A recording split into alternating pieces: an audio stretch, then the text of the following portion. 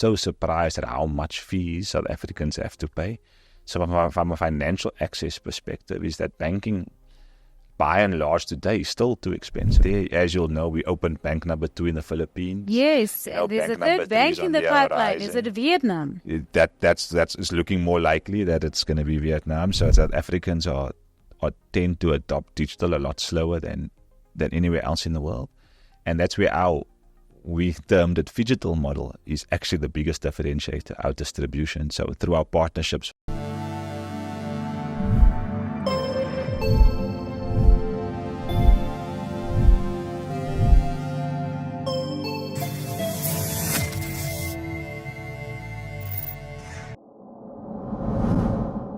Hello and welcome to ITWeb TV. My name is Sibahle Malinga, and I'm joined this afternoon by Cheslyn Jacobs, who's the Chief Commercial Officer at TymeBank, South Africa's first digital-only bank that has, for the last 5 years or so, given the traditional banks in the country a run for their money through its unique value proposition. And, they've got quite an innovative business model that promises to take the complexity out of banking for South Africans.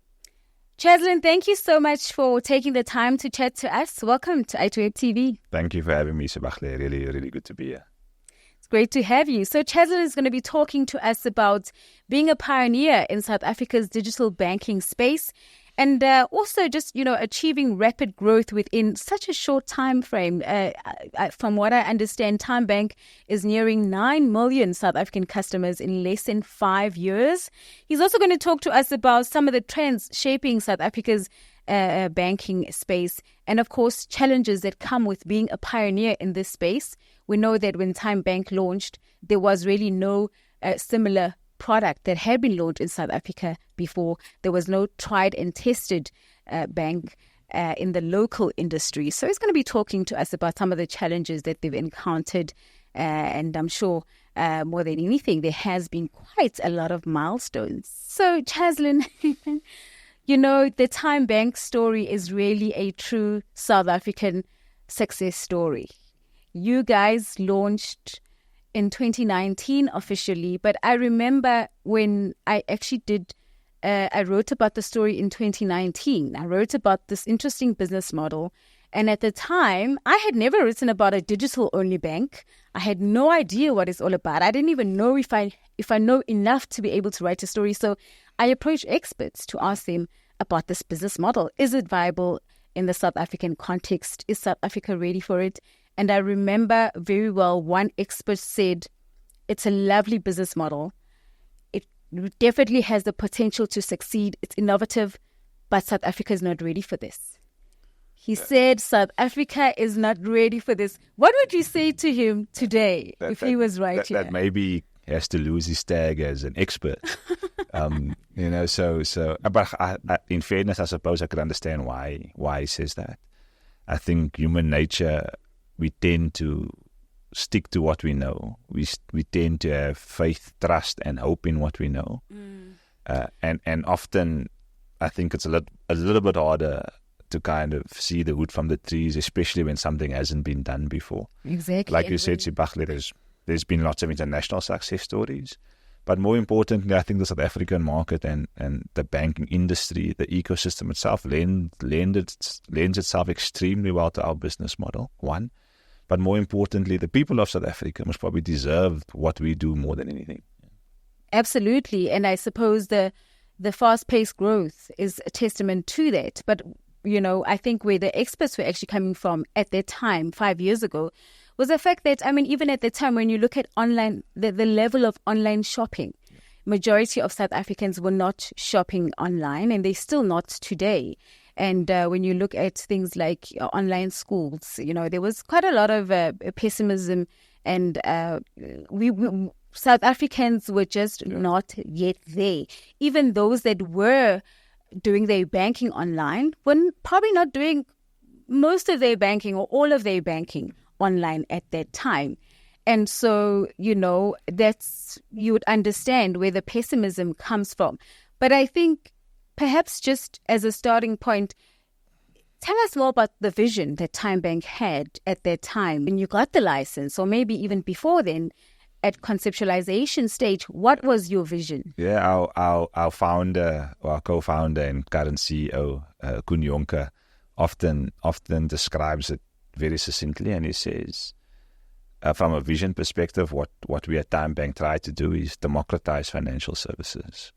And if one goes back into the history of financial services in the country, the biggest barrier is arguably access, and access across multiple elements. So one, physical access. So often banks were located in places that were not easily accessible to, call it, ordinary South Africans. You often had to take multiple modes of physical or of public transport to get to banking. So physical access was one. Financial access was the other. And if you look the world over, so even though South Africa is classified as a developing economy or an emerging market, if one takes our financial system, it's extremely sophisticated. It's a top 3, top 5 financial system around the world, and can go head to head with the biggest economies in terms of the structures that exist. And if one then compares ourselves against those markets around the world, those consumers pay next to nothing for banking. So often when we get these international visitors here, they are so surprised at how much fees South Africans have to pay. So from a financial access perspective, is that banking, by and large today, is still too expensive for South Africans. Why is it? Why South Africa's banking rates are amongst the highest in the world? And it's I mean, I think there's multiple ways to answer that question. One is that you could argue that South Africans have become used to paying for it, so we just carry on doing it. We don't necessarily question that status quo because you have this perception that they're all the same. So you often don't find customers hopping between the others because they're like, how different is it if I go from one bank to the other? I get charged there, I'm going to get charged there anyway. And we've genuinely kind of changed that trajectory in the country. If one looks at how a lot of these other banks price today, a lot of their pricing now mirrors the way we price and how we price. But we're happy about that, which because goes to show that they could have. I didn't want to say that their banking fees, but they chose not to. Spot on, and at the expense of the consumer. And that's a question consumers, I believe, will start asking a lot more aggressively as we go. So that's a big thing that's really important to us. You'll see that one of our kind of anchor value propositions, or one of our anchor messaging, is that when you bank with TymeBank, you can actually do transactional banking for zero fees, literally for zero fees. We've designed the product in a way that allows South Africans, provided they transact predominantly digitally, don't touch cash. And these are basic services, right?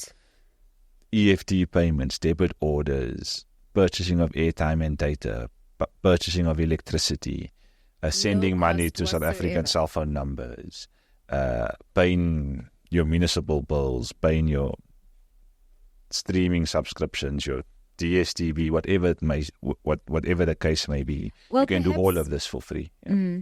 Perhaps at the defense of the traditional banks, well, one of the reasons why you're able to afford to have this business model and bring down the price of your products to such an unbelievably low rate is because you are a branchless bank. So, you know, in cases where traditional players would have spent quite a lot of money towards building, you know, the infrastructure, the physical banks itself. I mean, just look at how many branches we have across the country.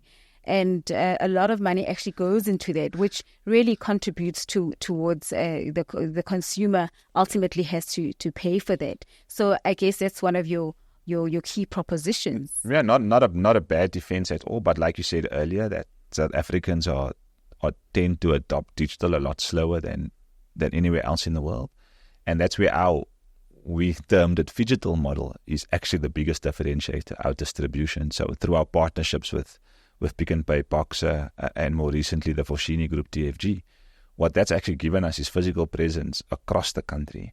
So yes, we didn't go and lay a brick or install a revolving door at the front of a big branch, but we do have physical presence, and it's in the form of our partners. We've got over 1,000 kiosks across the country today, and those kiosks have done about 75% of all our new business. Wow. So I think we were also very, very, very aware at the time when we launched, is that if our expectation was that ordinary South Africans walk up to one of our self-service kiosks and expect them to go through that whole process unassisted, we'd never have the growth we have today. On top of that, what we've done with our kiosks is we've got an ambassador stationed at these kiosks, and that's a human being. And 95% of them are previously unemployed youth, so something we're extremely proud of. We've been able to give lots of young people across the country their first job opportunity. And often they come from those communities where our partner footprint is based. And without combining, call it our digital capability with this human element of having an ambassador and a kiosk, we would have been nowhere near as big as we are today. And that's all because we've understood what the consumer demand would be or what their need actually is. You know, banking and financial services, by and large, has been somewhat opaque and could be extremely complex for people to understand. And you've got to meet customers where they are. Exactly. Like you said, to remove that complexity. And of course, studies do show that a majority of South African population actually do want some kind of human interaction in their everyday services, whether they are calling a call center, whether they are shopping, which explains why we're still seeing quite a slow growth in e-commerce shopping in South Africa. And, we see the same in other verticals. Look at, your electric vehicle market in South Africa. Studies show that even people who would be able to afford electric vehicles prefer not to have them yet, while they study and study the market. And sometimes it's because of misconception, lack of information. But, there is an element of South Africans just wanting to be cautious, especially when it comes to emerging technologies. And I didn't expect TymeBank to grow as quickly as it did. But one thing that actually surprised me, I remember the very first interview I did with Sandile Shabalala, who's the former CEO. At the time, it was during a pilot phase. So the bank hadn't publicly launched yet. It was 2018. And Sandile said, we have received so many sign-ups. We ourselves are actually surprised. Yeah. And I was like, wow, that's not what the experts are telling me, especially because of, once again, as South Africa, we lag behind. We're an emerging country. We lag when it comes to new technologies. And so how did you manage to change that perception? I can imagine an ordinary South African thinking, digital-only bank, me keeping my money with them, where do I run to? There's no branch if my money disappears. And I'm okay with the traditional players. I mean, I'm fairly okay. My money hasn't disappeared yet. So how did you win over so many customers? You're now at almost 9 million customers in less than 5 years. Yeah. So Sibahle, I think is a couple of things. So one, again, our distribution model, our partnerships with Pick n Pay, Boxer, TFG, those are big consumer brands. They've been around in the country for a long time. So I think by us being associated with those brands definitely gives us credibility, and we appreciate and have always recognized that. But more importantly, what I think is important is you've got to deliver real value to your end user. And if you go back to that interview all those years ago, we are growing faster now than we were growing then. Right, so we are signing up more than 200,000 new customers a month at the moment, and this is 5 years in. At almost 9 million customers already, essentially 1 in every 5 eligible South Africans already have a TymeBank account, and yet we are still growing. And I think that's testament to the products, to the offering we've put out there, the fact that consumers are now saying, they've been around for 5 years. Obviously, we're not that new anymore. I think organically consumers start to trust you a bit more. But those anchors in a proposition perspective is that we've been independently verified as the most affordable bank account in the country. We've been independently verified as the bank that offers the highest interest rates on savings. So when one looks at from a consumer perspective, in your bank, I could argue, what more do you want? Right? We're giving you the most affordable service, and we're allowing your money to work for you harder than anybody else does in the form of savings and interest. And so in that growth, how much of a factor have your other partnerships been? You've got a partnership with TFG, there's one with ZCC Church, you've got other partnerships with the insurance players, now you've got insurance products. How much of a role have those partnerships played? Massively important. So we a lot of what we do in our business is off the premise of partnerships. Like you mentioned, the insurance partnerships. They are good at insurance, we are good at banking. So it would be silly for us to think we could build our own insurance. So we partner with really good insurers. Like I said, Pick and Pay Box at TFG, they give us national footprint. They've been around forever. Our consumers are well aware of who they are, but more importantly, they give you access to customers, allowing us to grow and scale very, very quickly. And then there's lots of other partners in the back that consumers would never be aware of necessarily, but allow us to do what we do in the way that we do it. Are you able to provide examples? Well, simple things. So a lot of our technology is in the cloud, right? So we've got a cloud technology partner, one of the biggest in the world, right? But we're not gonna tell consumers this is consumers actually don't care about that. They just want a good service. Exactly. But a lot of what we do is off the premise of having a really, really good partnership. So our partnerships has been is critical to our success. Has been and will continue to be. Mm-hmm. And so in January, TymeBank announced, this is just less than a month ago, that you swung into profitability less than 5 years. And not only have you been the first digital-only bank in South Africa to swing into profitability, but also from what we see internationally, you guys have actually broken the international record, because of the existing digital banks across the globe, none of them have actually broken even or reached profitability in that. Massively proud moment for us. Testament to the good work we're doing. Testament again to the appreciation customers have been showing us. But we've also built an extremely strong, competent team of people that come to work with this inner desire to succeed every single day. And what does that success mean? I think that success manifests for us in the way consumers choose to use us. And the fact that, like I said, almost 9 million South Africans have already chosen us. We've got loftier ambitions than that. We want to be bigger. We want to be better. We want to serve more customers. We want to deliver more value to them. And I think that is in the essence of what our business is. We are a team of driven people. But we're driven by our desire to offer South Africans real value. And again, they've shown us massive love, and we appreciate that unconditionally. But again, it's testament to the fact that we are delivering real value to them.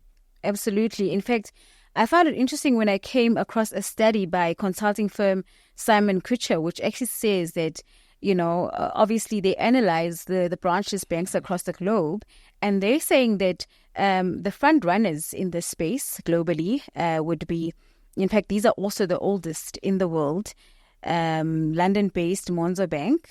Okay, so they actually reached profitability in 8 years, and then there's also another one, Latin America's Newberg Bank, which reached profitability in 7 years. And these are banks that are existing, in first world markets. And Newbank is South American based, so they started in Brazil. So a very similar market to South Africa. Okay, so it's also an emerging market. But Brazil's population is 5 times the size of Africa's population. So in terms of what the opportunity is very, very different. So Newbank is a business we follow quite closely. It's a business we're inspired by. It's a business we've also learned a lot. We've actually got very close relationships with the people that founded that business as well. So they've done extremely well. Like I said, we followed them quite closely. Monzo in London, we followed quite closely as well. And they've also done some fascinating things. But like you said, they've all taken longer. They have. And I can imagine that, they had the funding, and they were able to, when you look at their markets, is quite a different market to what we have in South Africa. Spot on, but they've also built really big businesses now, right? So again, I suppose that gives us additional confidence to say that that's exactly what we can go on to do as well. It's exactly what we're planning on doing. But it also shows how much I think the industry around the world has evolved. There's a few other examples.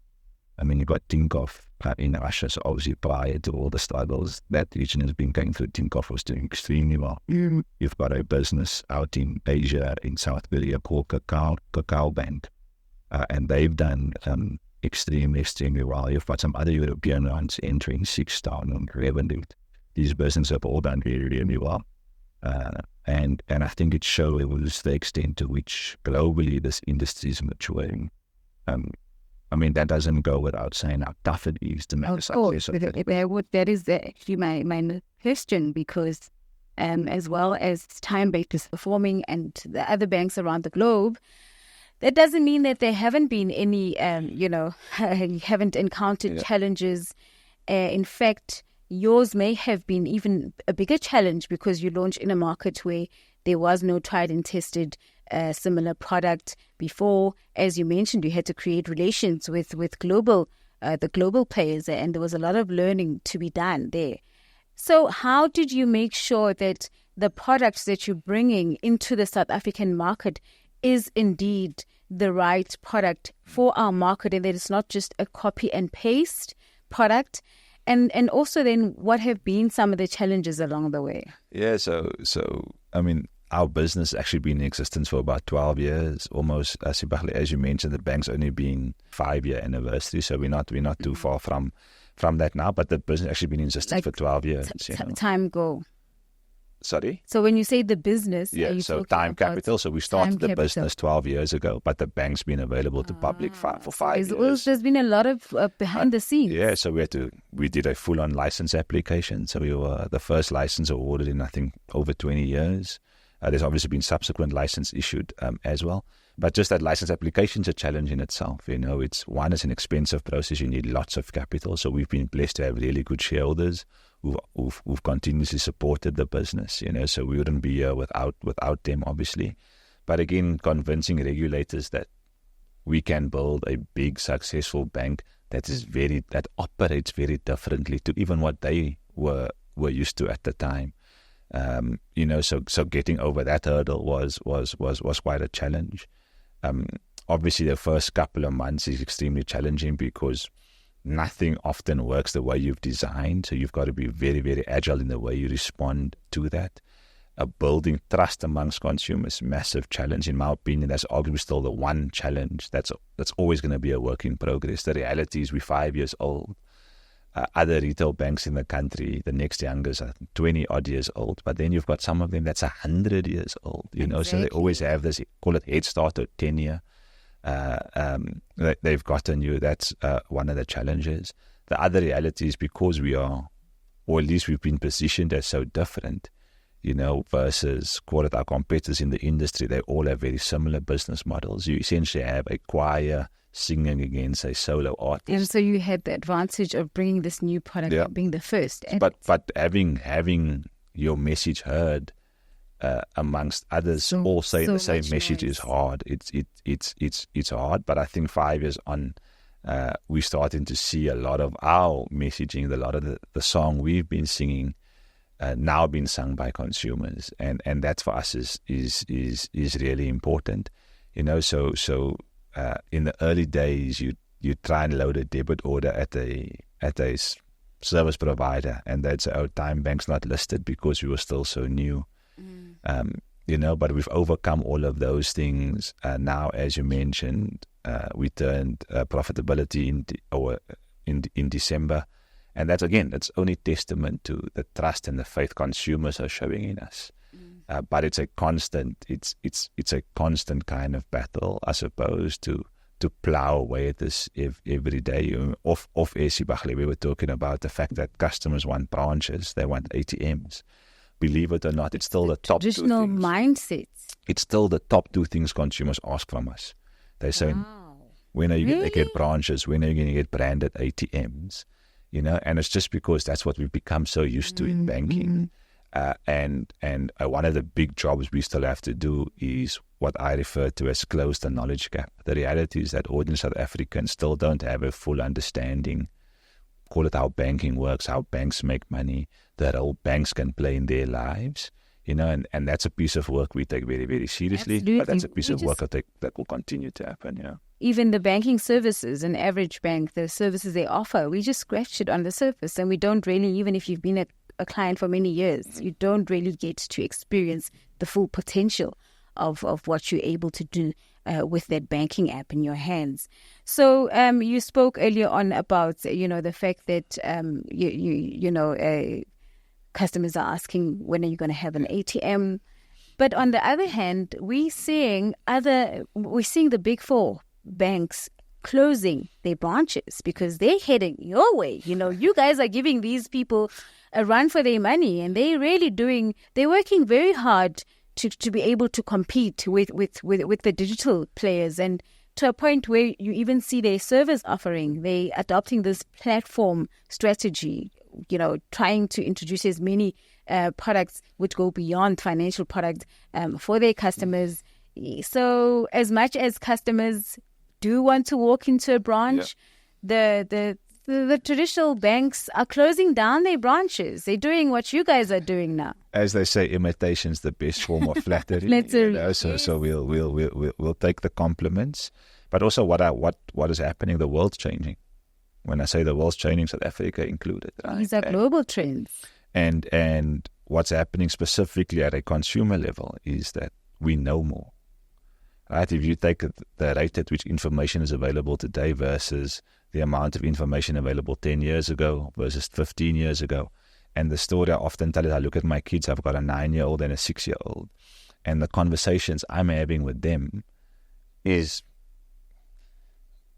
from a completely different hemisphere. There is no way I was having that conversations at 9 and 6 with my parents or my grandparents for that matter. So just what people are now exposed to and what they can learn and how quickly they can, right, is completely different. But what does that result in, right? So that says, Sibahle, I now know so much more. So guess what? I can make so much better decisions because I know so much more.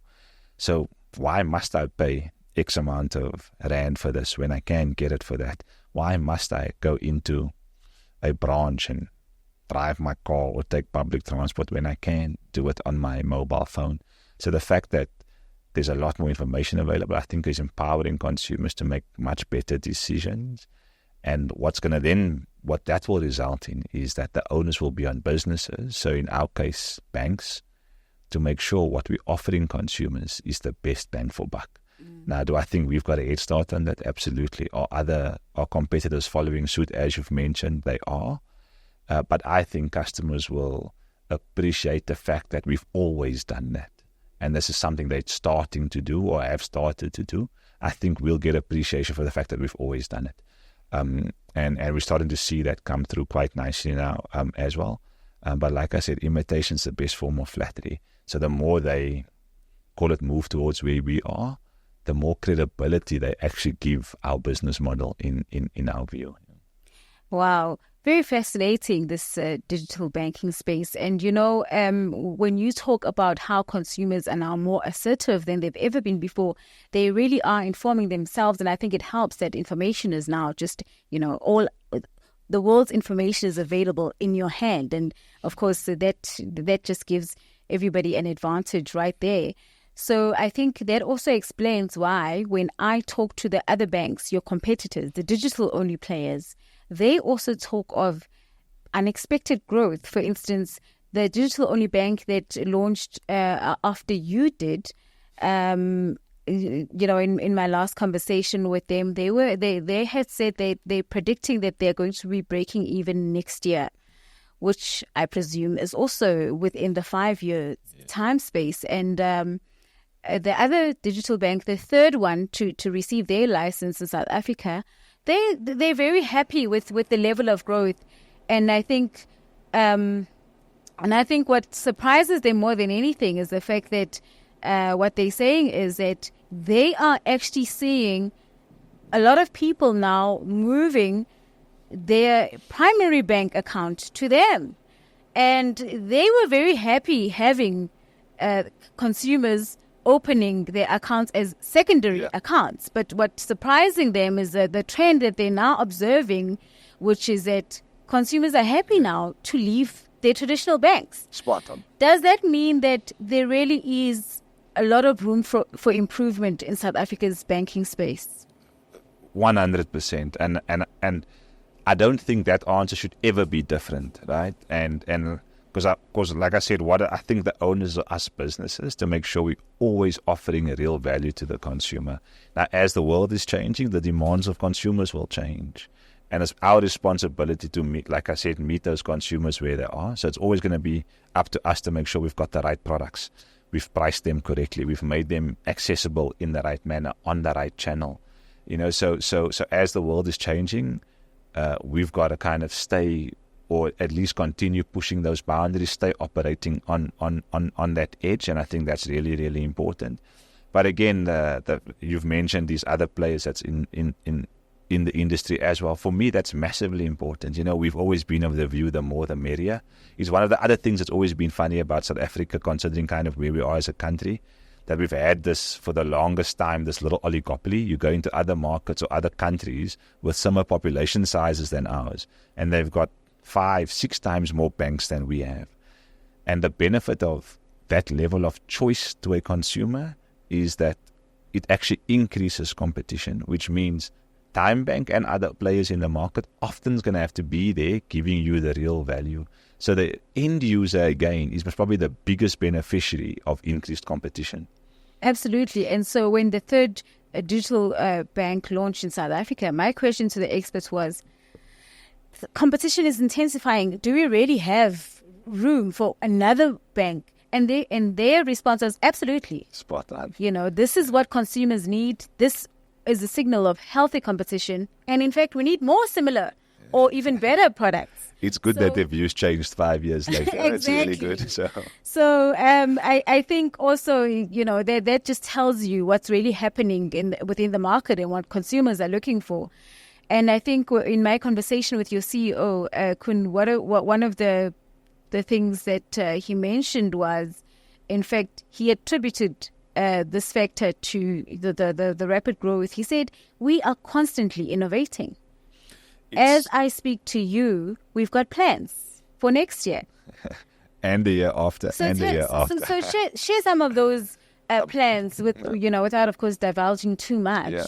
What can we expect in a year's time from TymeBank? So unfortunately, I can't divulge very, very specifics. Okay. But there are some interesting products we are looking at. Partnerships? There isn't any partnerships that we're aggressively pursuing just yet. So we think we've got a really good set of partners already, and there's still lots of opportunity for us to work within those partnerships. But on the product side, there's some interesting things we want to do there. We've recently, on a very, very small scale, started doing some lending to customers. We think that's important because doing very well. That can play an extremely important role in the consumer's life. So again, we've started very, very slowly. We're close to the stage where we think we can scale that, but we want to do that very, very responsibly, obviously. So I think customers can look forward to that.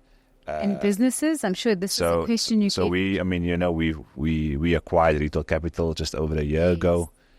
So we're starting to see those synergies play through quite nicely. So that's also something we're looking at quite intently. Is our business banking offering is not something we've kind of given the focus we believe it deserved over the last couple of years. So we're definitely going to start focusing on that a bit more. And then there are some other real opportunities we think out there. As you'll know, we opened bank number 2 in the Philippines. Yes, there's a third bank in the pipeline. Is it Vietnam? That's looking more likely that it's going to be Vietnam. So that's bank number 3 in the pipeline. And again, there's a lot of things that are very different in those markets that are not in South Africa, but we think we could bring them from there to here, and it would be of real benefit to our consumers. So, for instance, there are products that you are already offering in the Philippines branch, which could so in the Philippines, they do some very clever things around rewards, some very clever things around savings. So at a fundamental level is what we've got, but small little subtle changes in the way that we offer it, in the way you can engage with your savings products. We're starting to see some really good traction in those markets. We actually think we can import some of those learnings into South Africa and will really benefit our end user. So there's definitely a few things on the rise we're looking at. Virtual card, another thing, so we've probably got caught behind. A virtual card. Phase 1 of it is live.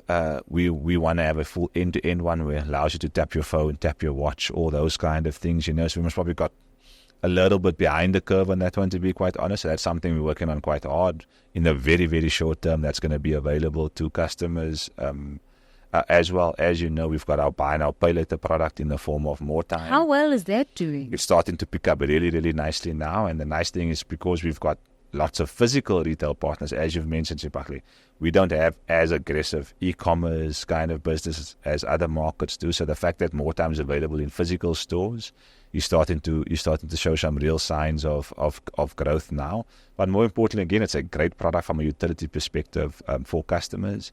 We've got our medical insurance product, that we think there's still massive, massive opportunity in there for both the business, but more importantly, it's a great product for consumers. It gives all the South Africans access to private healthcare at a fraction of the cost that it would ordinarily cost them to get into that. So there's some real opportunity there. And again, on the insurance space, we think there's still some proper opportunity there to help consumers mitigate any kind of unforeseen risks. And I think as I'm mentioning all these things, I think you can assume the intention for us is to become a lot more full service, so to offer a lot wider range of products to customers so that they can feel they can do everything they need to do with us. Exactly. And that's where I'm really headed. I know we are running out of time, but it's interesting when you observe even what the traditional banks are doing now. They're adopting a platform strategy where they are partnering with third-party players, and now they're offering services and products that go beyond financial. For instance, you go on your banking app now, you can dial up a plumber. You can shop. Some banking apps are sort of like a marketplace now, and where they're offering a whole lot of things that you never thought you'd be able to buy from a bank. Yeah. Are you looking at perhaps in the future going in that direction? Yeah, so that we think is the right kind of play. So we've already got elements of that. Like I said, we premise a lot of what we do on partnerships. And why I think that's important is that you and I as consumers, I think our demand for convenience is only going to increase. So I think for many, many years, price sensitivity was always the thing that people were conscious about. But within this information age, what we believe is happening is consumers are becoming value sensitive. So you don't necessarily have to be cheap.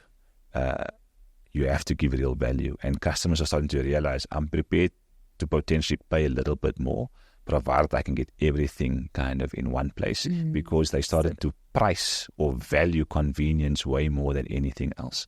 So it's without a doubt the right play. Like I said, it's things we've been doing already, but there's still so much more opportunity in that space anyway.